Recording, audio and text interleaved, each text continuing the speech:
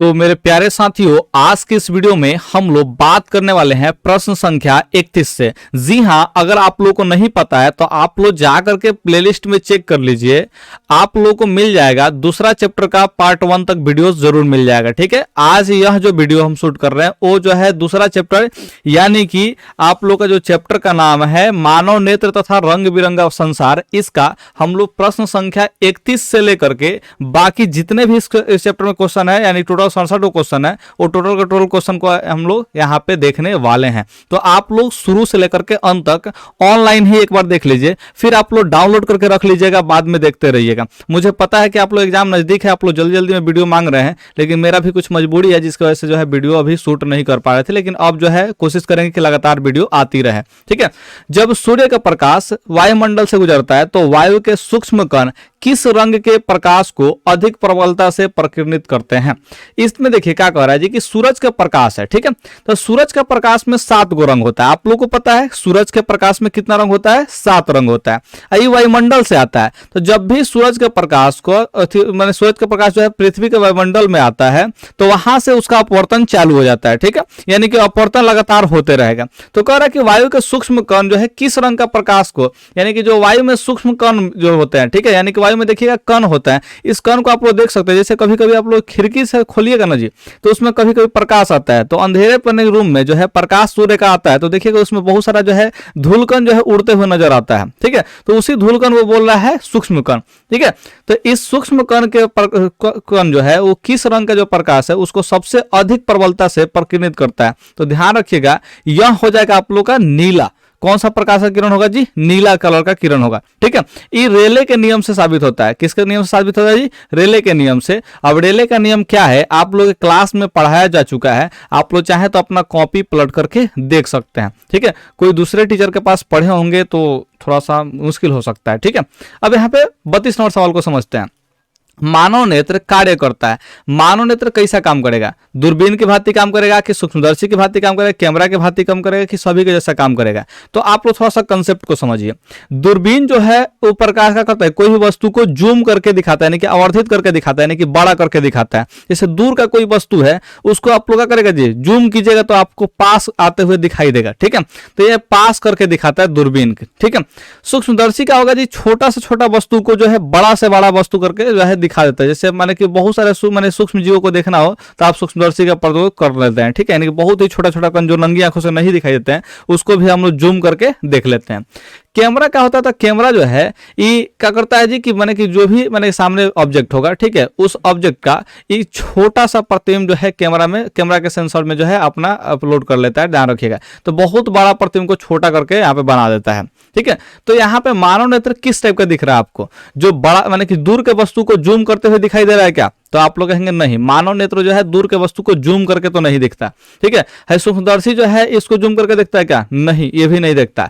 Camera, तो camera में अगर जूम करेंगे तब जाके जूम होगा, नहीं तो नॉर्मली जो है ये जो है जैसा हम लोग का आंख काम करता है वैसा ही ये भी काम करता हुआ दिखाई आपको देगा। कैमरा जो है क्या करेगा जी? जैसे उसमें जूम कीजिएगा तब तो जाके जूम होगा, नहीं तो नॉर्मली क्या करेगा, जैसे आंख आपका देख रहा है वैसा ही वो भी कैमरा देखता है। ठीक है, तो मानव नेत्र जो है क्या करता है जी? ये कैमरे की भांति काम करता है। ये लगभग सत्य है। ठीक है, इस बात को ध्यान रखते हैं। ऑप्शन बी आप लोग का बिल्कुल सही आंसर हो जाएगा।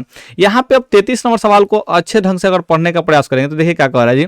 प्रकाश एक पतली झिल्ली से होकर नेत्र में प्रवेश करता है, इस झिल्ली को कहते हैं। तो प्रकाश जिस झिल्ली से क्या करता है जी? प्रवेश करता है, उस झिल्ली को क्या कहते हैं? तो आप लोग ध्यान रखिएगा, कर्निया से सबसे पहले प्रवेश करता है। आप लोगों को पता है कर्निया जो है उभरा हुआ भाग होता है, जो आंख का चीज उभरा हुआ जो आगे का भाग होता है ना, इसी को कर्निया बोलते हैं। तो इसी से प्रकाश प्रवेश करता है। अच्छा, कर्निया को ही हिंदी में ध्यान रखिएगा स्वच्छ मंडल बोलते हैं, यानी कि कर्निया स्वच्छ मंडल जो दो दिया ना, तो इसमें कंफ्यूज मत होइएगा। ये स्वच्छ मंडल इसका हिंदी शब्द मैंने कहा हिंदी का ट्रांसलेशन है, चाहे मैंने समझिए कि हिंदी में इसका शब्द है स्वच्छ मंडल, इंग्लिश जो है कर्निया है। कच्चे जी इंग्लिश कर्निया। ठीक है, तो यानी कि ऑप्शन ए और मैंने कहा बी दोनों सही होगा, यानी कि ऑप्शन सी को आप लोग को टिक आउट करना पड़ेगा। यानी कि जो प्रकाश जो है गमन करता है वो कर्निया से होकर गमन करता है, और इसी का हिंदी वर्जन क्या है? स्वच्छ मंडल है। इस स्वच्छ मंडल को आप लोग याद रखिएगा। बहुत सारे बच्चे कंफ्यूज होते हैं कि अरे भाई स्वच्छ मंडल तो हमने पढ़ा ही नहीं, हमारे टीचर तो पढ़ाए ही नहीं। तो यार ऐसा कुछ नहीं है, कर्निया आपको पढ़ाया गया, उसी का हिंदी वर्जन है स्वच्छ मंडल। इस बात बात का आप लोग ध्यान रखेंगे। तो 33 नंबर क्या हो जाएगा जी, ऑप्शन सी टिक आउट कर लीजिएगा। यहाँ पे देखिए, किसी अंतरिक्ष यात्री को आकाश कैसा प्रतीत होता है? तो आकाश जो है अंतरिक्ष यात्री को वो काला प्रतीत होता है। कारण क्या है थोड़ा सा बताइएगा। देखिए, जो अंतरिक्ष यात्री होते हैं वो मतलब कि अंतरिक्ष में जाते हैं, अंतरिक्ष में तो जहाँ पे कुछ भी नहीं होता है, इवन हवा भी नहीं होता है। अगर हवा भी नहीं होगा तो वहां पे आपका कोई भी प्रकीर्णन दिखाई नहीं देगा, यानी कि सूर्य का प्रकाश के किसी भी रंग का, सूर्य के प्रकाश में 7 गो रंग होता है, किसी भी रंग का प्रकीर्णन दिखाई नहीं देगा। यानी कि आप यह कह सकते हैं कि कोई भी प्रकाश का प्रकीर्णन नहीं होने की वजह से वो कैसा दिखाई देगा जी, काला कलर का दिखाई देगा। अगर आप लोगों को मेरे बातों पर विश्वास नहीं है तो आप जाइए नासा या इसरो या जो भी स्पेस एजेंसी होता है उससे संपर्क कीजिए, तनी पढ़ाई लिखाई कीजिए, तनी अंतरिक्ष में घूम के आइए ना, देखिए कैसा दिखाई देता है। तो आप लोग कहेंगे सॉरी तो काला दिखाई दे रहा था।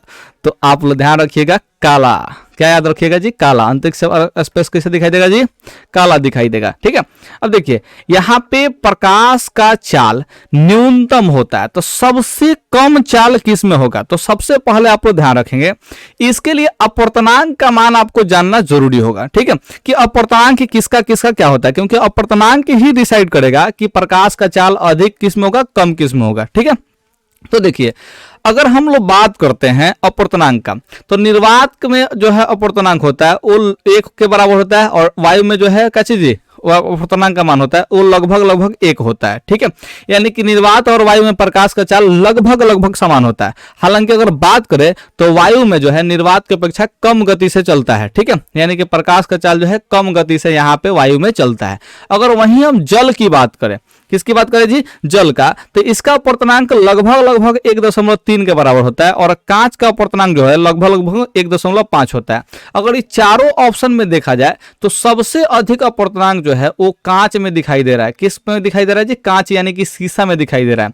इसका मतलब यह हुआ कि जिसका अपवर्तनांक ज्यादा होगा उसमें प्रकाश का चाल कम से कम होगा, यानी कि आपका 35 नंबर का हो जाएगा ऑप्शन डी हो जाएगा। तो आप लोग ऑप्शन डी जो है बिल्कुल टिक आउट कर लेंगे। मुझे उम्मीद है कि आप लोग बहुत ही मस्त तरीके से पढ़ते जा रहे हैं और एंजॉय करते ही याद करते भी जा रहे हैं। अगर आप लोग को मेरा जो है वीडियोस पसंद आता है तो इसे पहले एक बार ऑनलाइन देख लीजिए, फिर डाउनलोड करके रख लीजिए और बार बार देखते रहिए। जितना बार मन करे, जितना बार आपको खुशी मिलता है उतना बार आप देखते रहिए। हम आपके साथ में, आप चाहें तो एक थोड़ा सा प्यारा सा कमेंट भी कर सकते हैं नीचे, और लाइक का बटन दिया हुआ है उसको भी दबा सकते हैं, कोई दिक्कत नहीं है। आप लोग आ जाइए 36 नंबर क्वेश्चन पे। हम उम्मीद करते हैं कि आप लोग अभी तक देख रहे हैं और अंत तक देखेंगे। ठीक है, कार्निया के पीछे एक संरचना होती है, उसे क्या कहते हैं? तो कार्निया के जस्ट पीछे, आंख का अगर संरचना आप लोग देखेंगे तो कार्निया के जस्ट पीछे क्या होगा?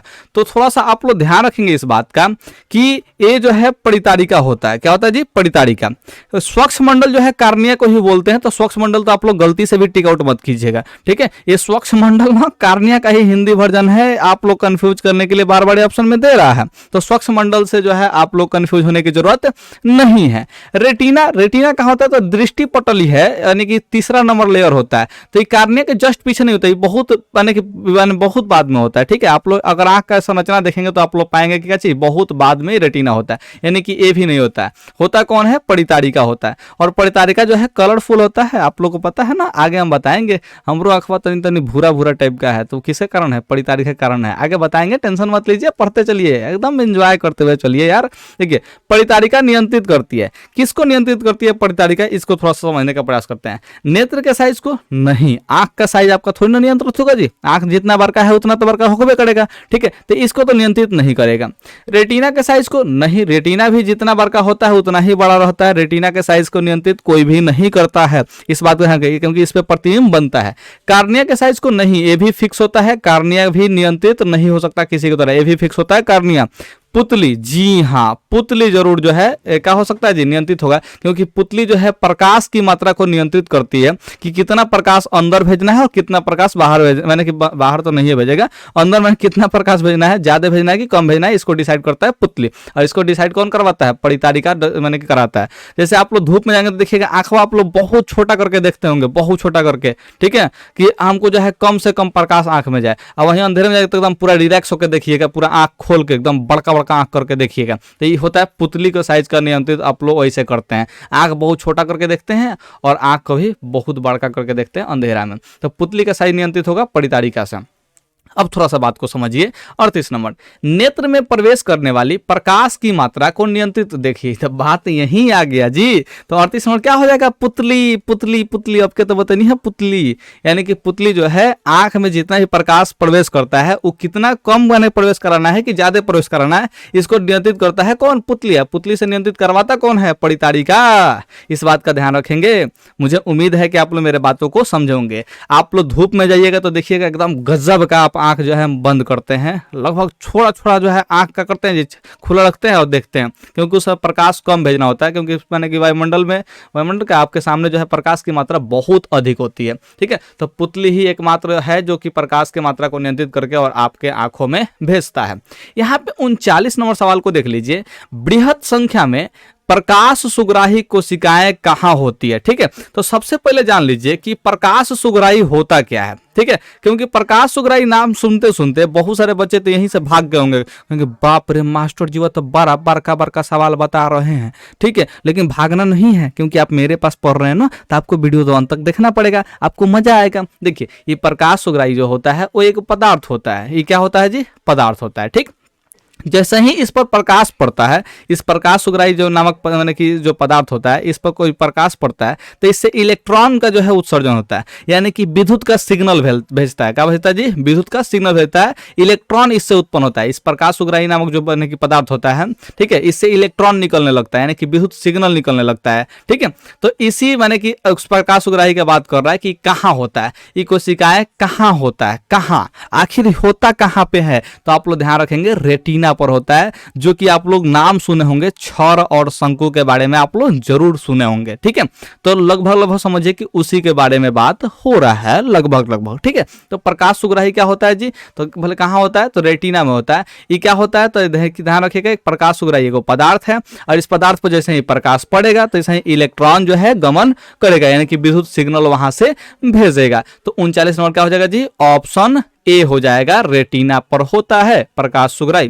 40 नंबर देखिए, विद्युत सिग्नल कौन उत्पन्न करता है, तो अभी बताया विद्युत सिग्नल कौन उत्पन्न करेगा, प्रकाश सुग्राही, यानी कि 40 का बी ऑप्शन हो जाएगा। कौन हो जाएगा जी, 40 का बी। मुझे उम्मीद है कि आप लोग 40 नंबर सवाल तो एकदम गजब का मारे होंगे।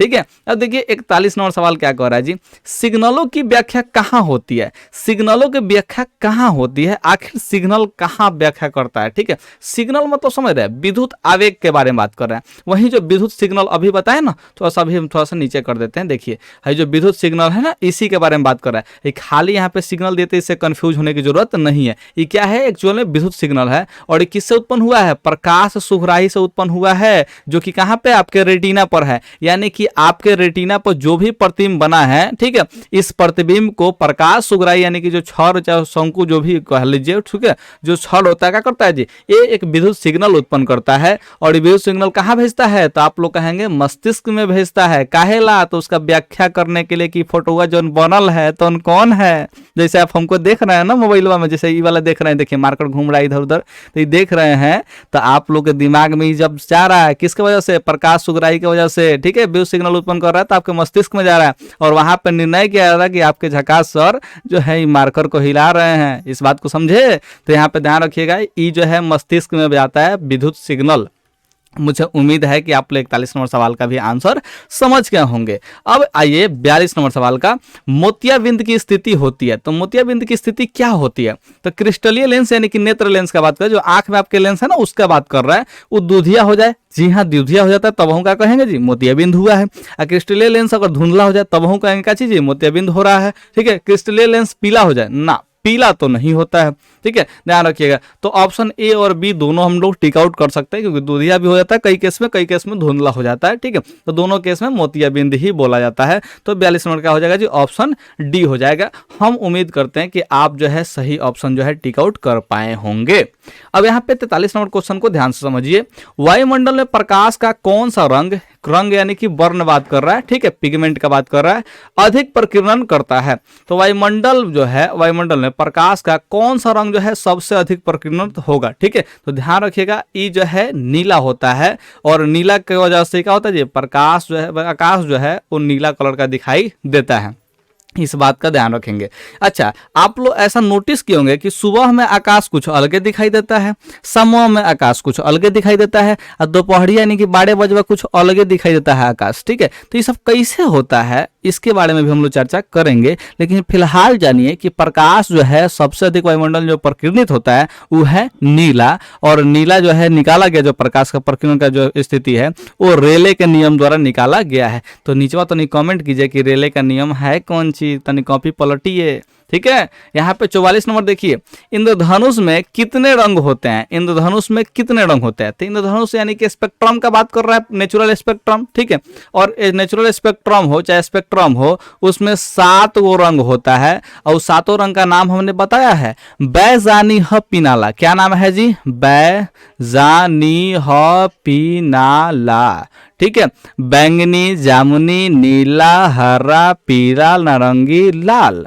क्या होगा जी, बैंगनी, जामुनी, नीला, हरा, पीला, नारंगी, लाल, ठीक है। तो आप लोग 7 रंग का नाम याद रखेंगे, और यही 7 रंग जो होता है वो इंद्रधनुष में होता है, इस बात का आप लोग ध्यान रखेंगे। इसको नेचुरल स्पेक्ट्रम बोलते हैं, प्राकृतिक वर्णपट, ध्यान रखिएगा।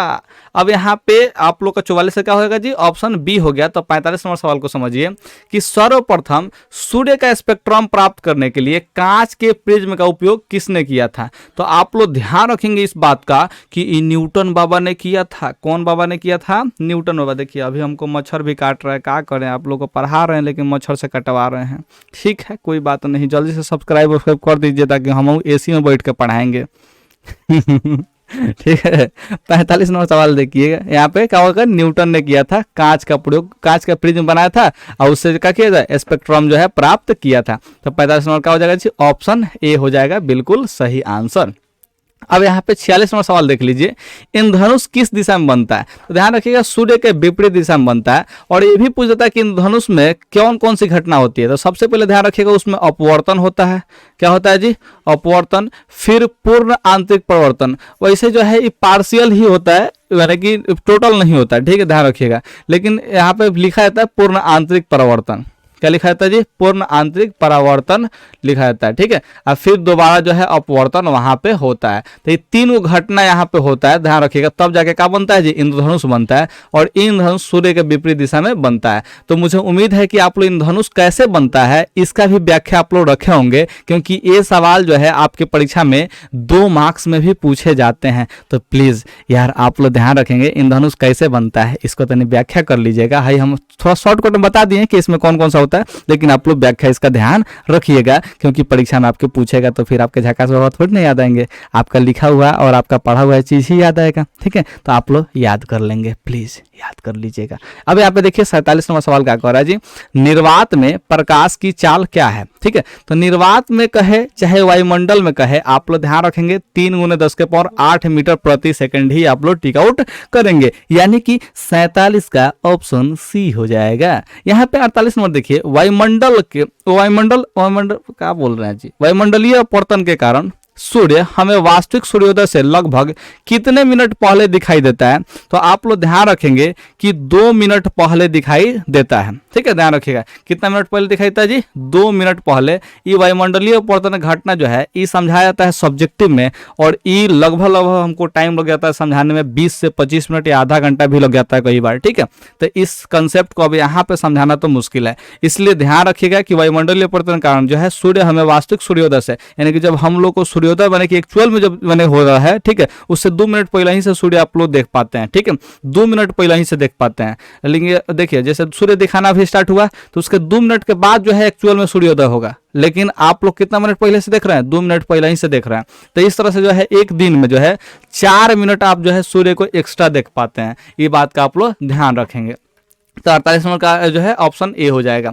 यहाँ पे देखिए 49 नंबर, निम्न में से किस माध्यम में प्रकाश की चाल अधिकतम है, यानी कि सबसे अधिक चाल किस में होगा। तो हीरा का अपवर्तनांक जो है, देखिए हीरा का अपवर्तनांक आपको हम पता है कि 2.42 होता है, यानी कि इसमें सबसे कम होता है प्रकाश का चाल, ठीक है। जल का अपवर्तनांक आपको हमने बताया था 1.3 लगभग होता है, ठीक है। और शीशा यानी कि कांच जो होता है इसका 1.5 होता है, यानी कि हई सब का अपवर्तनांक जो है ये हवा का अपवर्तनांक से देखिए ज्यादा है, ठीक है। तो इसका मतलब क्या, हवा का अपवर्तनांक जो है सबसे कम है, तो सबसे कम है, इसकी वजह से प्रकाश का चाल क्या होगा जी, इसमें अधिकतम होगा, यानी कि 49 का ऑप्शन ए हो जाएगा। मुझे उम्मीद है कि आप लोग इस बात को समझे होंगे। तो अपवर्तनांक के बेसिस पे जो है आप लोग छांटिएगा कि प्रकाश का चाल अधिक किस में होगा, कम किस में होगा, ठीक है।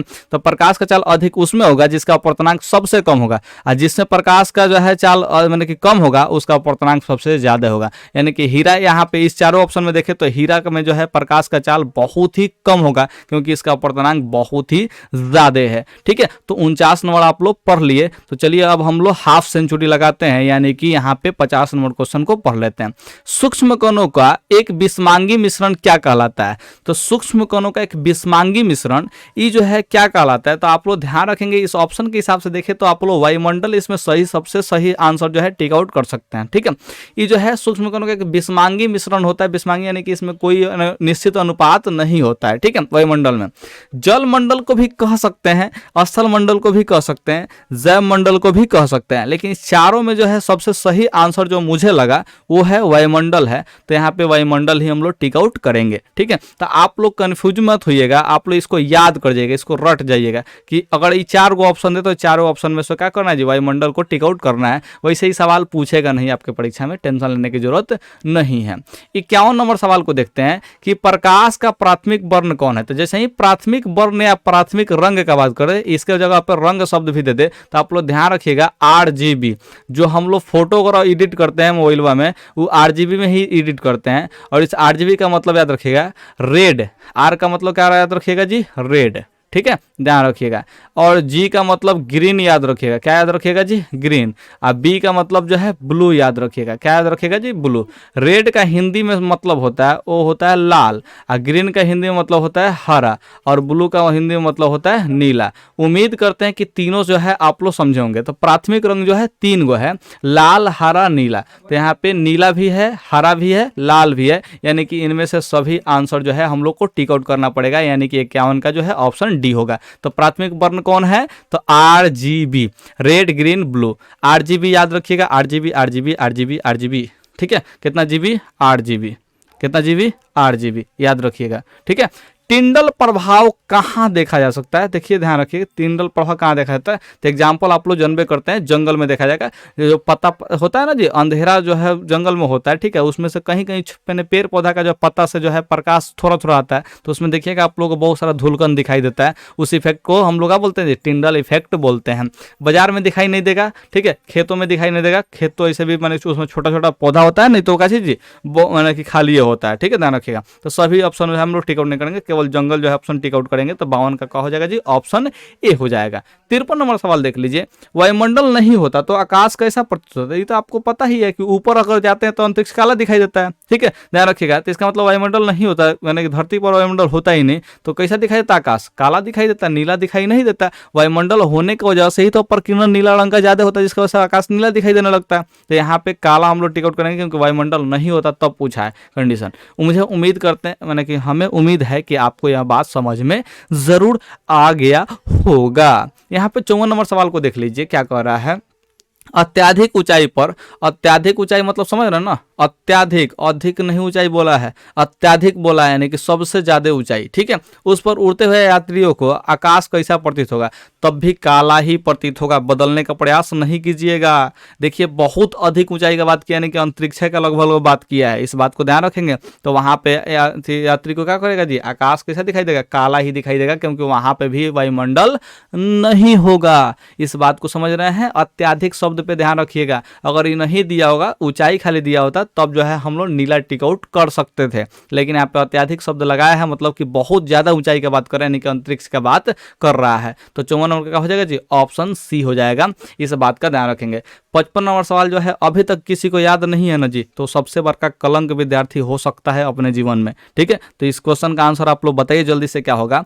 खतरे के संकेत का प्रकाश, खतरे के संकेत का प्रकाश किस रंग का होता है? यानी कि खतरा जो है डिनोट कहता है कौन सा रंग के प्रकाश से। ठीक है, तो ये हमारी मम्मी भी जानती है कि लाल रंग का प्रकाश होता है, इस बात को ध्यान रखिएगा। लाल रंग देखने का मतलब जो है खतरा है, लाल रंग देखने का मतलब खतरा है। तो आप लोग नीचे कमेंट कीजिए कि खतरे का जो संकेत है वो लाल रंग है। खतरे का संकेत क्या है? लाल रंग। नीचे कमेंट कीजिए तो जल्दी से। यहाँ पे देखिए 56 नंबर सवाल, सूर्योदय या सूर्यास्त के समय आकाश कैसा दिखता है? तो सूर्योदय और सूर्यास्त के समय जो है रक्ताभ प्रतीत होता है, यानी कि लाल कलर का दिखाई देता है लगभग। ठीक है, ध्यान रखिएगा। तो 56 का जो है ऑप्शन ए हो जाएगा। देखिएगा कि ऐसे इसका कारण क्या होता है, तो सबसे पहले जो है सूर्य में देखिए, सूर्य में 7 रंग होता है और सबसे पहले जो प्रकाश पृथ्वी पहुंचता है वो कौन सा कलर का होता है? तो लाल रंग का होता है। ठीक है, क्योंकि लाल रंग का तरंगदैर्घ्य सबसे ज्यादा होता है और आपको आवृत्ति का होता है सबसे कम होता है। पिछला वीडियो में हमने बताया हुआ था, तो आप लोग इस बात का ध्यान रखेंगे कि लाल रंग जो है पृथ्वी पर सबसे पहले पहुंचता है। इसलिए सूर्योदय के समय में सूर्य का जो है आकाश कैसे दिखाई देगा जी? लाल दिखाई देगा, यानी कि रक्ताभ दिखाई देता है।